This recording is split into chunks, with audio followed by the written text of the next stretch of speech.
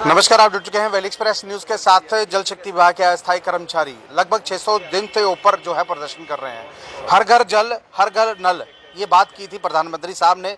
जल भी पहुंच गया और जबरदस्ती नल भी पहुंचाए जा रहे हैं। बॉर्डर एरिया के लोगों को ये कहा जा रहा है कि आपको नल लगाना ही लगाना है, चाहे घर में हैंडपंप भी है, आपको नल दिखाना है, क्योंकि वहां से पैसा निकाल के लाना है। वो पैसा किसकी जेब में जा रहा है, क्यों जा रहा है, कैसे जा रहा है, लेकिन अस्थायी कर्मचारी लगातार अपना वेतन मांग रहे हैं। और जो मिनिमम वेजेस, यानी मिनिमम वेजेस एक्ट की बात की थी और बहुत सी चीज़ें, लेकिन सरकार देखिए कोड ऑफ कंडक्ट लगा हुआ है, लेकिन सरकार इस वक्त भी कहीं ना कहीं कोताही जो है वो बरत रही है। ताज जी से पहले पूछूंगा, ताज जी क्या लग रहा है? देखिए इलेक्शन होने वाली है, लगभग थोड़े ही दिन रह गए इलेक्शंस को, क्या लग रहा है किसको वोट डालेंगे? गुलशन जी, आपका और आपके चैनल का शुक्रिया। मैं आपके माध्यम से तमाम डेलीवेरी साथियों को ये कहूँगा, लोकतंत्र का सबसे बड़ा त्यौहार लोकसभा के इलेक्शन आ गई है, जिससे हम देश का और अपना भविष्य 5 साल के चुनते हैं। सभी साथियों से अपील है कि अपने परिवार को, अपने रिश्तेदारों को खूब वोटिंग कीजिए और 10 साल या पिछला जो शोषण लगातार हमारे साथ हो रहा है उसका बदल लेने का टाइम आया। क्योंकि 2014 में हमने एक वादा किया था अपने डेली साथियों ने अपने साथ कि हम इस सरकार का कोई भी कैबिनेट मंत्री जीतने नहीं देंगे। उसको हमने पूरा किया और उस मैनिफेस्टो में एक पर्टिकुलर पार्टी ने ये रखा था कि हम कभी जम्मू कश्मीर सत्ता में नहीं आए, केंद्र में परमानेंट बहुमत से नहीं आए, तो हम लोग अगर आएंगे तो आपका ये मसला फौरी तौर पे हल करेंगे। लेकिन पिछले 10 साल से लगातार कभी पाप की घंटी कहा जाता है, कभी बैकडोर एंट्री कहा जाता है, कभी दहेज में आए कहा जाता है। जो भी उनके पास उपाधि है वो दी जाती है, क्योंकि उनको सिर्फ हमारी उस टाइम शायद वोटें चाहिए थी और 90% डेलीविजन तब वोट एक पर्टिकुलर पार्टी को की थी। उन लोगों को वो याद भूल गया और चाहते हमारा मसला इतना बड़ा नहीं था। और उनके टाइम ही, उनकी कोलिशन टाइम सरकार के टाइम ही जो एक SRO 520 बना, जिसमें सिर्फ हमारी दिहाड़ी बढ़ाएगी, उस टाइम में हमारी आईवाश की गई थी। हम उस टाइम ही कहते थे ये रेगुलर प्रोसेस नहीं है, उसमें लिखा गया regular engagement. Regular engagement already हमारी, हम कंटिन्यू काम कर रहे हैं, उसमें हमारी दिहाड़ी वेज इनहांस थी, वो भी 5 अगस्त 2019 के बाद रोकी गई। और हमने तमाम लीडरों के दरवाजे खटखटाए कि अगर आप ये कहते हो कि SRO 64 नहीं दे सकते, लेकिन पिछले कोर्ट के 4 महीने केस हाथ से आए जो SRO 64 में लोग रेगुलराइज हो गए। जब हमारी दिहाड़ी बढ़ने वाली, में दिहाड़ी बढ़ने का काम भी जो बड़ा था 5 अगस्त 2019 के बाद, वो भी डिलीवरी का रोक दिया गया। SRO 64 में अगर कोर्ट से कोई साथी ऑर्डर लेके आता, वो कंटिन्यू वो परमानेंट हो रहा है। हमारा कसूर क्या है? इसका मतलब हर एक आदमी कोर्ट में जाएगा, हर एक साथी कोर्ट में जा नहीं सकता, क्यों? हर एक के पास इतने पैसे नहीं है कि सुप्रीम कोर्ट तक कोई पहुंचे। देखिए 652 दिन आपके हो चुके हैं, लेकिन जो प्रदर्शन आपने किया, धूप, सर्दी, छाँव, डंडे, लाठी, सब कुछ आपने खाया, फायदा सीधा लद्दाख को मिला। वो भी यूटी है, ये भी यूटी है। देखिए कहीं ना कहीं हमें ये लगता है कि लद्दाख की जो लीडरशिप है, पॉलिटिकल लीडरशिप है या एडमिनिस्ट्रेशन है, वो ये समझती है कि हमारे लोग हैं। वो नहीं कहते कि आप रीढ़ की हड्डी हो, लेकिन रीढ़ की हड्डी को तोड़ने का काम नहीं कर रहे हो। उन लोगों ने पिछले 2-3 बार वेज इनहांस की, उसके बाद जो रेगुलर प्रोसेस के भी फॉर्मेलिटी डॉक्यूमेंट मांगे, लेकिन हमारे यहाँ हम बार बार उसकी एग्जांपल देते हैं, बार बार ये इनको लेके डॉक्यूमेंट पेश करते हैं। दिल्ली यूटी के डॉक्यूमेंट पे, वहाँ पे अगर रेट बढ़ रहा है, गुलशन जी, तेल सरसों का हो या पेट्रोल हो या और खाने पीने की वस्तुएं, ये ऑल ओवर इंडिया में तकरीबन रेट सेम होता है। अगर दिल्ली में 700-800 दिहाड़ी दी जाती है, लेह में दी जाती है, हमने उसका वेलकम किया। हमारा कसूर क्या है? ये यूटी बनने से पहले एक स्टेट थी, वो भी उस 60,000 डेलीवेजरों में वो आते थे, अब वो कम हो गए, 60,000 में कट गए वो लोग डे वाले। अगर उनको सारे बेनिफिट मिल रहे हैं, हमारा कसूर क्या है? उनको ये तो नहीं लग रहा है भारतीय जनता पार्टी को यहाँ पर झंडा उठा लिया है, जहाँ झंडा नहीं उठाया जा रहा वहाँ पर ही पैसे बढ़ाए जाए? देखिए बात यह है कि वहाँ भी MP इन्हीं की पार्टी का ही है, 2 टर्म से वहीं इनके पार्टी का जीत रहा है। शायद उन लोगों को अपनी काम करवाना आता है केंद्र से, या उन लोगों को अपनी बात रखनी आती है।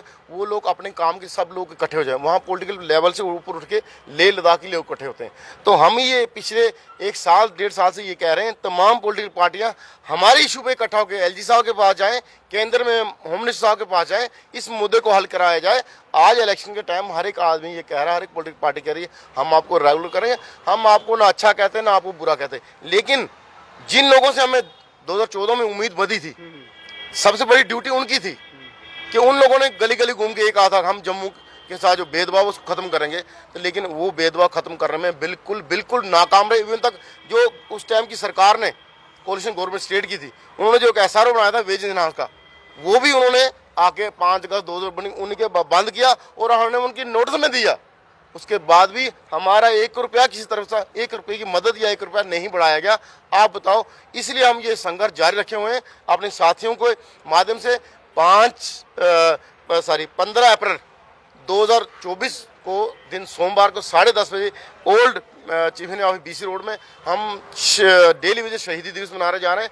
जो साथी पिछले कई सालों से ड्यूटी के दौरान शहीद हो रहे हैं और उनकी याद में, और जो साथी जिंदा है भाई, ये जिंदा लाशें जो आपके सामने हैं, ये भी जिंदा शहीद है, क्योंकि 9,000 मात्र 9,000 में कोई घर का गुजारा नहीं चला सकता।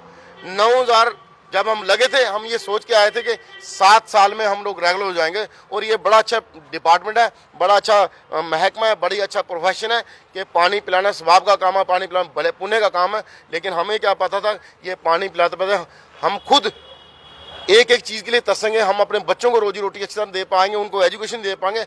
समाज में हमारा स्तर जो आज है हम कह नहीं सकते। मैंने पहले भी आपको एक बार कहा, हमारा एक साथी है, वो कहता मुझे क्लियर करो कि हम रेगुलर होंगे, नहीं होते तो कहता मैं छोड़ दूं, मेरे बच्चे बेटी जवान होने वाली, कल उसके रिश्ते में प्रॉब्लम आएगी। हमारी हालत ये है आज, लेकिन इसको समझने वाला कोई नहीं। फिलहाल देख लीजिए, ह्यूमन राइट वायलेशन भी अगर मैं इसको बोलूँ तो कहीं दूर नहीं रहेगा, क्योंकि लगातार किसी की लाइफ से, देखिए जब ये आए थे इस डिपार्टमेंट में तो जवान थे, और आज जो है जवानी जा चुकी है, डिपार्टमेंट के लिए लगातार काम कर रहे हैं। मैंने पहले बताया हर घर जल हर घर नल मिशन मोदी साहब का था, लेकिन पूरा ये लोग कर रहे हैं। होशियार जी से पूछता हूं, होशियार जी, लगातार आप अपने काम को अंजाम दे रहे हैं, सर्दी में, गर्मी में, कोरोना में, हर बीमारी में लगातार काम देते हुए आप नजर आए, और ऊपर जो बैठे हुए हैं LG साहब, उन तक ये आवाज़ नहीं जा रही, और ना ही आवाज़। देखिए प्रधानमंत्री की रैली हुई, उनके साथ बैठे हुए थे, लेकिन उनके मुँह से एक बात तक नहीं निकली आपके लिए। पहले तो आपके चैनल का बड़ा बड़ा धन्यवाद। दूसरा, जो आपने एक जिक्र किया ह्यूमन राइट वायलेशन का, हमने 1000 बार कार्यक्रम किया।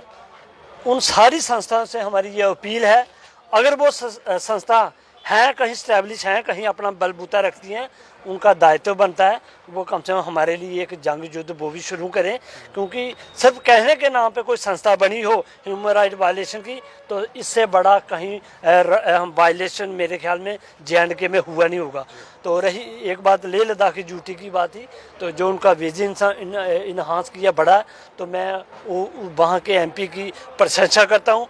उसमें वो क्वालिटी, वो काबिलियत है, अपने लोगों को उन्हें सत्ता में आते हैं रिलीफ दिया, चाहे कोई भी हथकंडा लगा के दिया होगा, मगर वो लोग आज उस अपने MP को याद करते होंगे। अगर उन लोगों को फिर भी अगर ज़रूरत पड़ी वोट करने की, तो हम निसंकोच होकर कहते हैं वो ज़रूर एक बार फिर सत्ता में आएंगे, मगर इन लोगों के लिए परेशानी खड़ी हो जाएगी। एक MP ने काम कर दिया, यहाँ पर तो दो थे, एक कठुआ की साइड घूमते रहे, दूसरे यहाँ घूमते रहे, कि नॉमिनेशन भरा है, आप लोगों के पास नहीं आएंगे, ना ही आपके घरों में आएंगे। वो सीधा बोलते हैं हम 300 प्लस 400 प्लस जा रहे हैं। क्या लगता है कि दिल्ली विजन का या आम जनता का वोट इंडायरेक्टली इनको पहुंच जाएगा? 400 के बजाय कहे 500 प्लस भी जाए, हमें कोई इतराज नहीं, मगर जो हमारे साथ नाइंसाफ़ी हो रही है उसका पहले मसला हल करें। अगर आप लोग कहते हो बिना कोई काम किए हम 400-500 प्लस जा सकते हैं, फिर वो भगवान आके उनको करवा दे तो अलग बात है। बोर्ड के हिसाब से बड़ा मुश्किल है, क्योंकि आप JNK में कहीं भी जाओ तो लोग किसी न किसी वजह से प्रताड़ित हैं, परेशान हैं।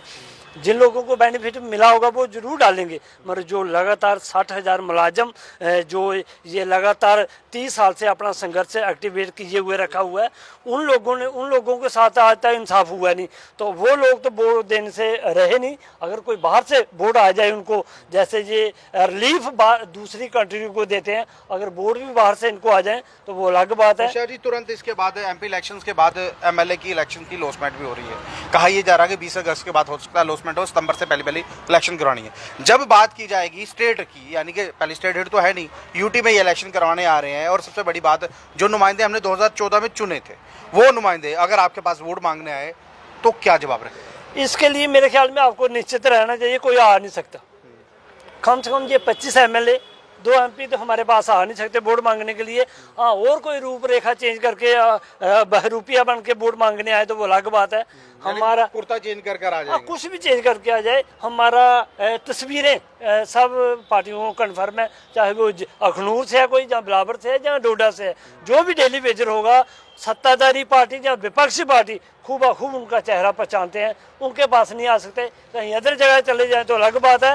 हाँ, अगर हमारे पास किसी को वोट लेने के लिए आना है तो उसको पहले हमारी पीड़ा समझनी पड़ेगी, उस पर काम करना पड़ेगा, उसके बाद वो उसका वेलकम स्वागत करेंगे हम फूलों के हार से। अब थोड़ा बहुत विपक्ष जो है वो आपके लिए बोल रहा है, लगातार मैं कोशिश कर रहा हूं उनसे बात करने की, आपकी बात भी की। अब विपक्ष कह रहा है इनके साथ बहुत गलत हुआ है, हम अगर सत्ता में आए, इंडायरेक्टली अगर एमपी आए तो हम कोशिश करेंगे इनकी बात करने की, क्योंकि 2 एमपी जो थे वो तो बात कर नहीं पाए। ये बहुत बड़ी गेम है जी। अगर कोई आएगा भी ना, पहली बात है किसी की कोई उम्मीद नहीं, अगर कोई आ भी गया तो 5 साल और वेट करता करता मेरा साथी 20,000 मुलाजिम है, 10 रह जाएगा 5 साल तक, 10 रिटायर होने वाले हैं।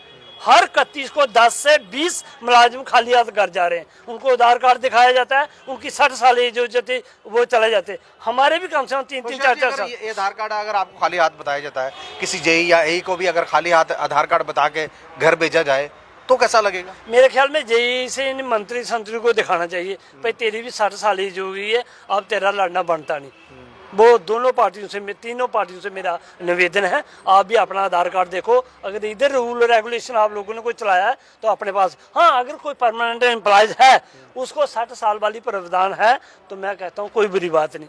एक डेली वेजर जिसको आपने परमानेंट ही नहीं किया, रिटायर किस आधार पे कर रहे हो? कौन सा कानून है कि बिना परमानेंट किए रिटायर कर रहे हो? परमानेंट एम्प्लॉय रिटायर होता है, उसको सुविधा मिलती है, उसको पैसा मिलता है। हाई कोर्ट ने अभी एक फैसला दिया है, कहीं ना कहीं आपके हक में वो फैसला आया है, उस फैसले को आप किस तरह देखते हैं? बहुत पॉजिटिव देखते हैं।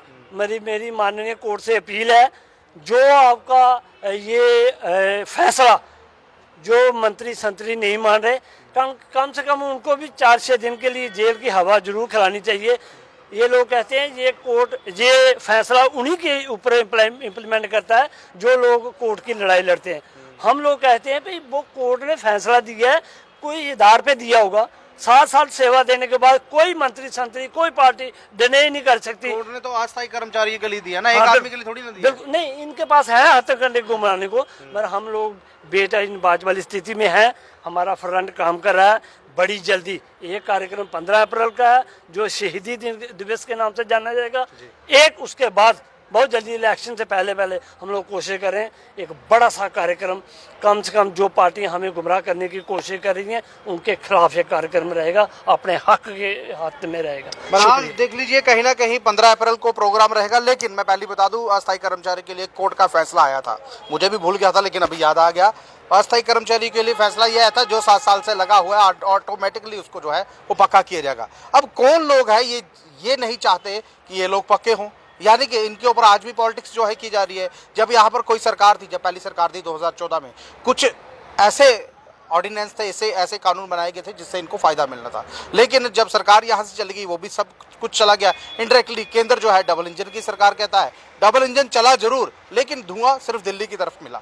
धुआं मारा उसने दिल्ली की तरफ मारा, क्योंकि दिल्ली में ही जो कर्मचारी, अस्थायी कर्मचारी, उनकी सैलरी बढ़ी, लद्दाख में बढ़ी क्योंकि डबल इंजन की दिल्ली से गाड़ी चली लेकिन लद्दाख पहुंच गई। जम्मू में जो एरिया था, यानी कि यहाँ के रोडों पर वो गाड़ी दिखी नहीं। यहाँ के जो एमपी थे ना, वो ऐसे लगता था है या नहीं है, एक बराबरी है। अब फिर एक बार नॉमिनेशन भरा है, फिर वोट मांगने आएंगे। अब कौन देगा वोट? 61,000 एम्प्लॉइज है, क्या ये वोट देंगे या नहीं देंगे, इनकी जुबानी आपने सुन लिया। लेकिन ये ग्राउंड ये है कि अगर आप किसी के पास अगर वोट मांगने जाएंगे ना तो 10 बार सोचेंगे कि इसके घर में अगर गया तो क्या पता किसी और तरीके से ये मेरे पर पड़ ना जाए। बहरहाल अगर ये वीडियो आपको अच्छा लगा हो तो अपनी राय जो है